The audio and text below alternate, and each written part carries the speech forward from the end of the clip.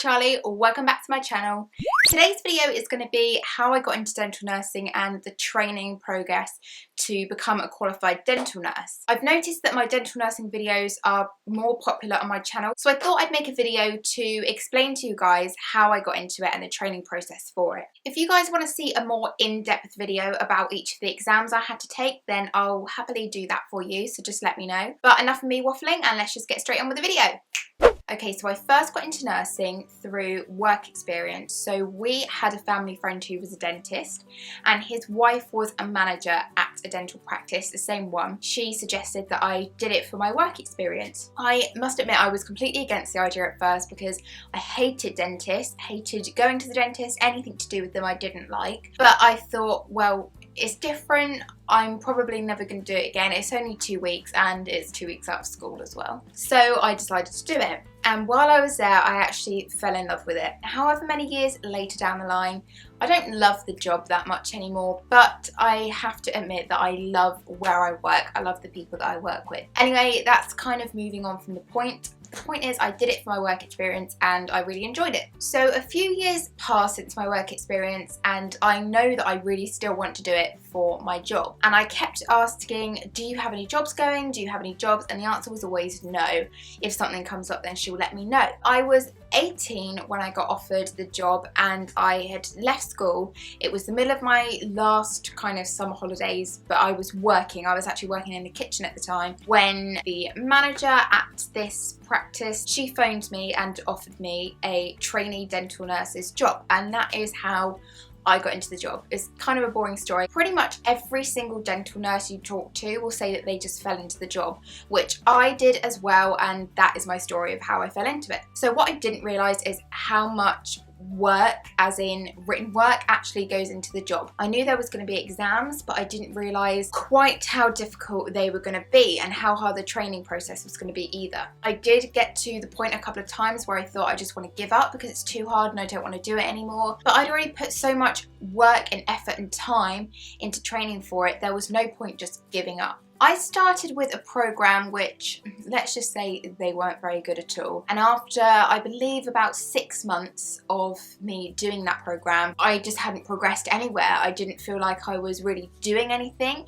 Nobody had really come to see my work because they have to do that as well. It was just getting it was just really slow. The woman that was running it, she wasn't very good. No, I don't mean my manager here, I mean the woman that was running the kind of course program. So what we decided to do was actually move me away from that course and put me onto the college system, which is what most dental nurses go through. And I believe I'm NVQ level 3 qualified. I think that's what I am. Could possibly be Diploma. Let me check. No, never mind. I am Diploma in Dental Nursing, level 3 QCF qualified. So moving on to the training process now. So like I said, it was very difficult and very written, and this is what I mean when I say it was very written. Can you even see that? I don't know. Let me just explain to you what this humongous folder is that doesn't really, oh my god, it doesn't really all fit in there because it's a bit broken. But as you can see, I really organised this whole folder. I hope you can see this anyway, by kind of unit. So that's like how many units I had to do. And I'll just give you an example of one of them. So when we went into college, we were shown a PowerPoint, which we all got a copy printed off for us. And then we were given a workbook, which we had to complete. And I double printed copies of mine, so one for the college and one for me to keep, so that one day I might need it to refer to, but I wanted copies of all my work. When I say we had to fill in a workbook, I mean it was a lot of writing. We couldn't give one-word answers, we couldn't do 1 or 2 sentences, they had to be paragraphs. Filling out tables.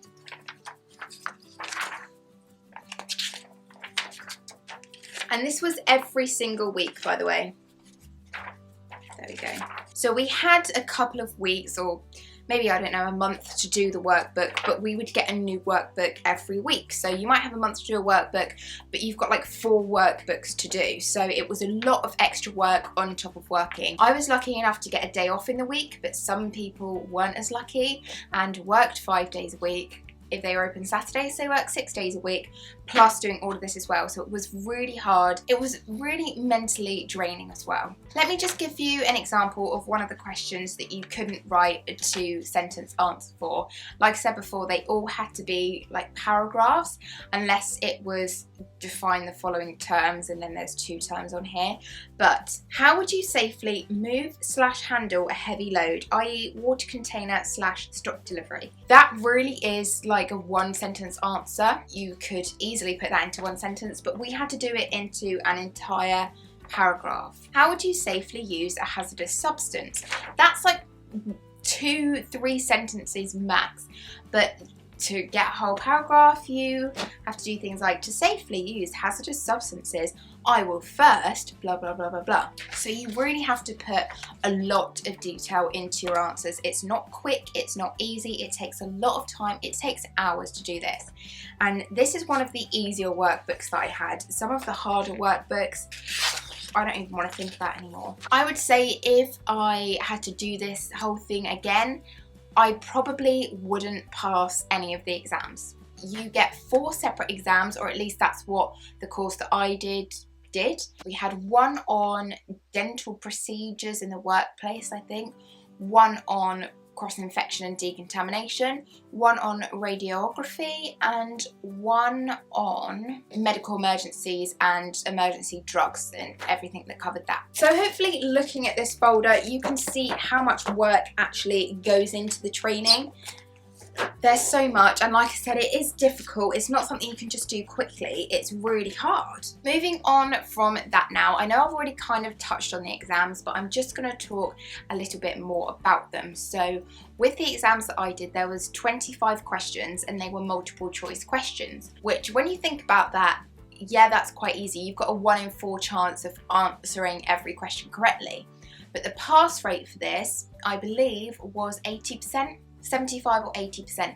So it was a fairly high pass rate. There's only 25 questions, so I think you can only get 5 wrong. But the questions weren't exactly worded very easily. They would rearrange the sentencing and make it almost too complicated, and a lot of what I did in the exams was process of elimination. So I'd be like, it's definitely not that one, it's definitely not that one. But what they really caught us out on was things like, there would be a question and you could only pick 1 answer, but there would be like 2 right answers, and then you start questioning yourself, well, what's the right one? Because there must only be 1 right answer. But it was the way that they worded the question that made it so that there was only 1 answer. Does that make any sense? I don't know, but it was hard. And most of what I've just shown you there, we learnt so much more than what we had to know. And I'll give you an example of that now. So as a dental nurse, whenever we give an injection, all I need to know for the dentist is what needle he's using, what anaesthetic he's going to use, and what type of injection that's going to be. And by that I mean whether inferior dental nerve block, which is this nerve that runs down here, or an infiltration, which is where the needle goes just into one point around the tooth. Now every dental nurse will know you do an ID block, the inferior dental nerve block, for the 8, 7, 6 and 5.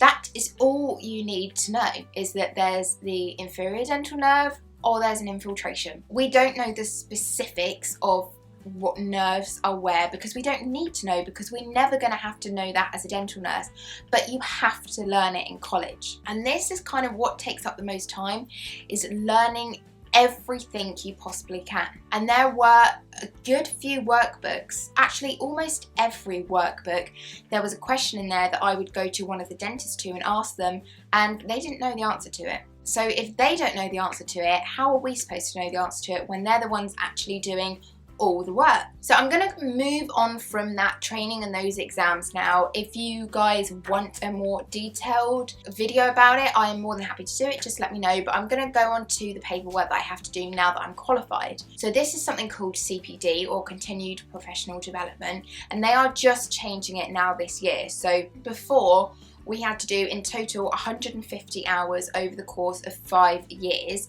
50 hours verifiable, so things like exams or going to courses, having somebody come in and do medical emergencies with us, and 100 hours of non-verifiable, which could be anything from watching a program on telly about dentistry to reading a newspaper article, watching a YouTube video. Anything that doesn't give you like a certificate is non-verifiable, but they've just changed it now to we just do 50 hours verifiable and then a professional development plan. I don't really know what that is. I need to though. This is my folder for that, and as you can see, it's nowhere near as full as my training folder, but I just have my certificate in the front of it, and then a list of my CPD throughout. I've only done 1 year's cycle, although I've been a dental nurse since 2014. I qualified 2 years ago. I was kind of past the date of when I had to start my cycle, so I've only done 1 year's cycle. So I've got that in there. I don't even know if you can see any of this. And I've got all my verifiable, so my certificates. And then it goes on to non-verifiable, which would be like internet articles, newspaper articles, magazines, YouTube videos, anything, even staff meetings count. So that's that one there. CPD is a lot easier to do than the training folder I showed you guys. It's still annoying that we have to do it outside of work, but that is what we have to do. To calculate the hours, what they do, if we're doing a verifiable thing, then you might go to a lecture for 2 hours. Well, that's 2 hours worth of verifiable because we'll get a certificate at the end of it. If you watch a YouTube video, however long that YouTube video is the amount of time that you've spent doing non-verifiable, although that is scrapped now, so I don't really need to go into detail about that. And this is so that you can stay on the register even if you're not practicing. It's like constantly refreshing your memory because things do change all the time, and we have to know what changes, we need to know when it changes, we need to know why it changes. So that's how they kind of keep on top of it.